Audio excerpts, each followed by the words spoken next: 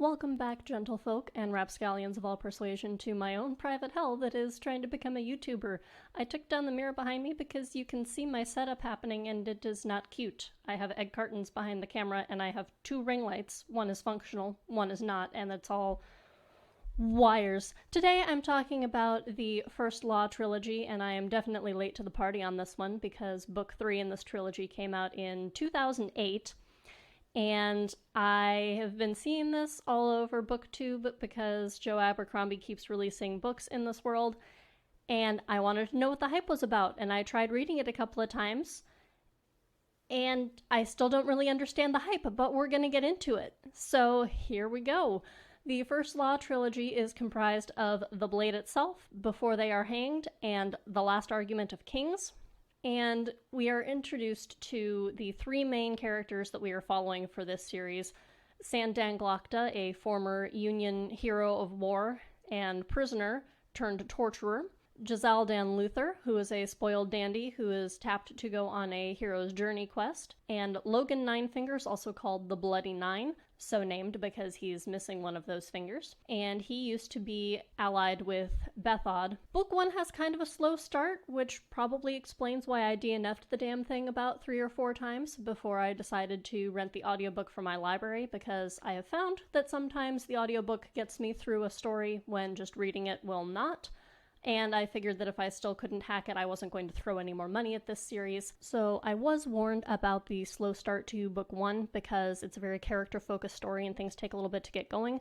But even by about the middle of the second book, you don't really have a lot of the fantastical underpinnings of the story happening yet. However, we do get a really good idea of who these characters are that we're going to be following for the rest of the trilogy.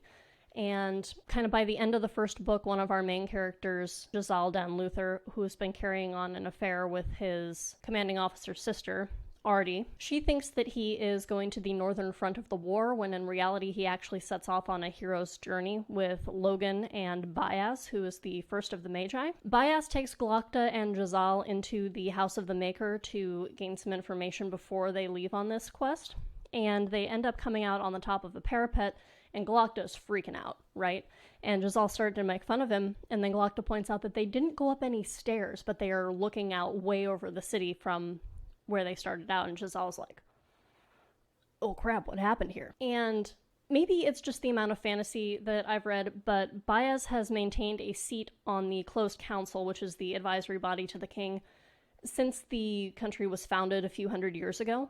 And so when this guy named Bayaz shows up and he is talking about reclaiming his seat on the council, people are like, oh, this guy's just grubbing for power, or they're treating Bayaz like it's a title that's been passed down. And I'm like, obviously this dude's like 400 years old and he's the original Bayaz who sat on the first council.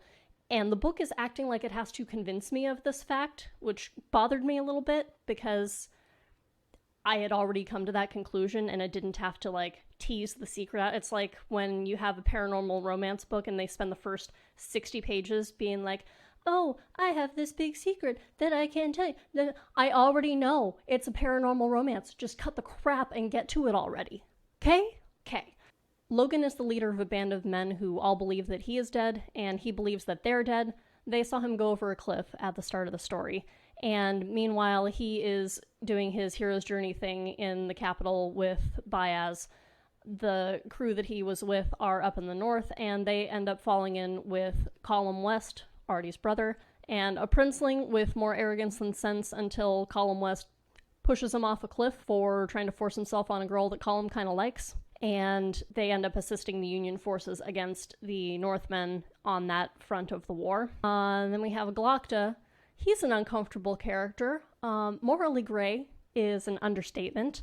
He is fully aware of the fact that he is not a good man, but he does his best to carry out his duty to the best of his ability. He has injuries from the time that he was a prisoner of war, and a lot of the methods of torture that he employs on the people he's interrogating are ones that he experienced firsthand. Something that bothers me about Glokta as a character is that he is missing half of his teeth, like where he still has them on the top, they were pulled out on the bottom and vice versa. And he complains that he has to eat porridge or soup for basically every meal and is just like, I would really like to have a steak. And I don't know. When my daughter was 6 months old and had the grand total of 2 teeth, one of her favorite things to eat was steak. I don't know, cut it into smaller pieces, and if you're about to come at me in the comments and say, oh, his teeth were broken off at the root, so it's really painful for him to eat, we are treated to exquisite descriptions of how much pain Glocta is in. It mentions his neck, it mentions his leg, it mentions his back, nothing about his mouth. Just that he has empty gums.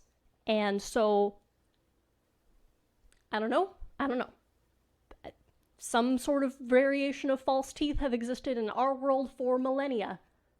Figure it out, my dude. They might be prohibitively expensive, but you come into a bunch of money in the middle of book 2, so that's not really a problem anymore. That part bothers me a little bit. Speaking of eating, nobody warned me about the cannibalism. There is so much cannibalism in this series, both real and imagined, and that's kind of a bold thing to go all in for as the conflict of your story. Because the first law, what the trilogy is named after, is do not touch the other side to fuel your magic. No deals with demons, no opening gates to hell. But only slightly less well known is never go in against a Sicilian when death is on the line. No, that's not it. The second law is don't eat people. Because apparently you can steal power from people by eating them. And this is why the Gurkish are invading, because they're following a mad prophet and his cohort of eaters. And apparently once you become an eater, you have to keep eating people like it's an addiction. And if I had a nickel for every time a character is injured and is dreaming somebody they know is eating them alive, I would have 2 nickels, which isn't a lot, but it's weird that it happened twice. Seriously, one of these scenes I was like, I swear to God, I will stop reading this book if she bites his dick off. Oh, thank God, she just took a chunk out of his thigh, which is a really weird internal monologue to have when you're reading a book. Oh, and I forgot to mention Pharaoh. She's introduced about halfway through the first book, and she was captured by the Gurkish and was enslaved, and so she's got a chip on her shoulder and wants to get revenge on them, and she becomes a major player in books 2 and 3. Before They Are Hanged focuses primarily on 2 different storylines that are happening in different parts of the world. Jazal, Logan, Pharaoh, and Bayaz's apprentice Malachus Kwai are traveling to find an ancient artifact known as the Seed. And then across the world, you have Glocta, who was sent by the Archlector of the Inquisition, his boss, to secure and defend one of the Union's outposts against a Gurkish invasion. Glocta holds on longer than anybody expected, but in order to finance the defense of the city, he ends up taking not a bribe, but a donation with strings attached from one of the preeminent banking houses of the world. And he's ultimately forced to abandon the city when the Gurkish forces become too much to handle. He did at least succeed in rooting out a seditious conspiracy, and he returns to Adua, the capital of the Union, lauded and later promoted, and ends up doing a lot of politicking because the council has to elect a new king because one heir died after falling off a cliff in the north, and the other one was eaten. Meanwhile, we have a pretty standard hero's journey MacGuffin quest with the asterisk that the MacGuffin isn't there when they go to try and find it. The group encounters problems, overcomes them. Jazal is in a fight and injured badly enough that it scars his pretty face, and he's kind of upset about that and mopey. Pharaoh and Logan carry on an affair, which brings me to the point that all of the sex scenes in this series are super weird. They're either violent, antagonistic, or voyeuristic in some way, and I was not there for that. After they discover the MacGuffin that they're looking for isn't there, they have to escape a bunch of monsters called Shankar, which Logan is familiar with because they are all over the north, and all of them escape back to Adua. And that's book 2.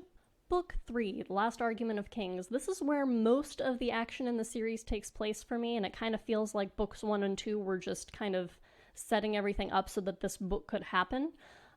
We see Jazal return and continue his affair with Artie. Glocta, who Colum charged with looking after her while Colum was gone in the north, confronts Jazal and tells him to either marry Artie or break it off because it's bad for her reputation, which already isn't that great because she's a bit of a lush and a violent drunk at that. Jazal gets promoted to a position in the military where he can no longer really rely on having good people above him and below him and just kind of skate by. He ends up putting down a rebellion with quite a bit of advising from Bayaz. nonviolent, cheers all around. Baez then puts Jezal forth as a contender for king, claiming that Jezal is a bastard son of the late monarch that he ended up fostering with a noble family, and presented with the opportunity to continue the current royal line instead of electing somebody to start a new one. They install Jezal as king, and he spends the rest of the book trying to acquit himself as capable and assert himself with the respect of his council and his country. Glokta finds himself torn between two masters, the Archlector in the Inquisition and his new benefactors, the bankers. And meanwhile, he's trying to protect Artie. And this whole time, I've been sitting here going, okay, I know from what things other people have said that one of the sequels follows Glokta's daughter, but it is repeatedly and heavily implied that he was, shall we say, unmanned by the torture that he suffered at the hands of the Gurkish.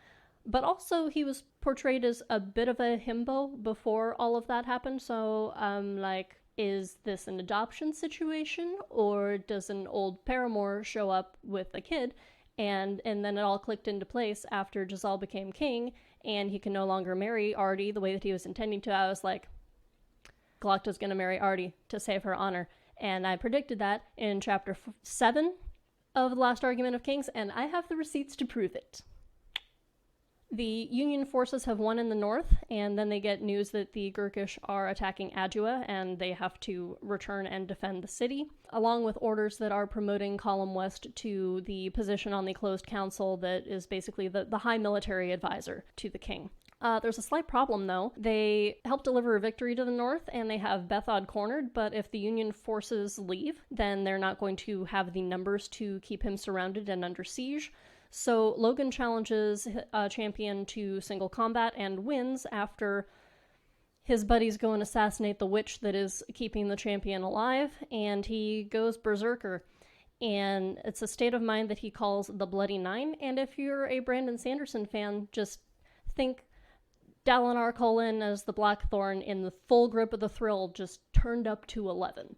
He does not remember anything, really, from when he is in that berserker state, and he can't differentiate between friend and foe. Everybody just falls under the sword equally. Interestingly, it seems like Logan is a bit of an unreliable narrator to his own story. When he thinks about his family, his wife and kids being dead, the coloring it's kind of tinged with tragedy. But then we get a little bit more context about Logan's backstory, and Bethod only became the tyrant that he did as a direct result of Logan's bloodthirsty actions when they used to campaign together. We also see an exchange between Logan and one of the northern tribe leaders following a battle where Logan killed one of this guy's sons in a berserker rage. And he says that he couldn't reasonably expect to bring his kids to a war zone and not have one of them die, and that you have to weed out the weak ones. And then he says in this blink and you miss it line where he leans in really close to Logan and goes, "At least I wasn't the one that did it." And I'm like, oh damn, Logan killed his whole family Luce Theron Telamon style. That's a Wheel of Time reference. I apologize for anybody who is watching a fantasy channel and hasn't read Wheel of Time. The city of Adua is saved through a combination of the Union forces arriving in time to shore up the city, and also Pharaoh finding the seed inside the house of the Maker. Baez uses the power of the seed to destroy one of his equally immortal contemporaries and all of his eaters, and after that is all over, he reveals just how excited he is that that actually worked. And he was able to save everything that was left after all of the initial destruction caused by the Gurkish that he kind of orchestrated invading. Yeah. Unfortunately, it appears that the seed puts out some sort of magical radiation because everybody in proximity to it starts having their hair and teeth fall out and they start to waste away, Column included. Baez reveals to Glokta that he is in fact the benefactor behind the banking house and tells Glokta in no uncertain terms that he is going to be following Baez and how he wants the country to be led. Jezal complains about his loveless and unconsummated marriage to the daughter of one of his dukes, which lent some of his fighting force to the defense of Adua, and Glokta goes and coerces the queen into performing her wifely duties by kidnapping and threatening her lover with torture unless she complies, which just gives me all the ick. And Logan's best friends try to stab him to death, which, to be honest, he kind of deserves. And bookending the series, the first and last time we see Logan, he is falling from a great height into a river, and it's left kind of ambiguous. We don't know if he survived or not. At its heart, the first Law trilogy is a series about an ancient mage who keeps saving this country over and over again from the short-sighted and short-lived fools who cycle out generation after generation, not because he has any particular attachment to it, but because it would be an inconvenience for him if it fell. And in this case, it also afforded him the opportunity to get rid of one of his rivals that he's been contending with for the last couple hundred years. And his response when people asked him if he killed his master is basically, "Who the hell cares?" The trope of the hero's journey is subverted because they didn't find what they were looking for and returned to more trouble than they left. The wise old wizard trope is subverted because the mentor character ends up being the primary antagonist, if unseen, for the majority of the series, and the people you would expect to have redemption arcs never fundamentally change who they are. And we see them trapped in the same patterns of behavior at the end of the series that they were in at the start. The ending of The Last Argument of Kings is really the only ending this series could have had. That doesn't mean that I enjoyed it, and when I was listening to the end matter and found out that Last Argument of Kings came out in 2008, I was like, oh, this is from the same era of fantasy as Brent Weeks' Night Angel, and I'm glad we're past that era of fantasy because it is not my cup of tea, or coffee, or any other beverage, but I might need a bourbon after reading this series and making this video, so I hope you enjoyed going along on this journey with me, and I'll see you next time. Peace.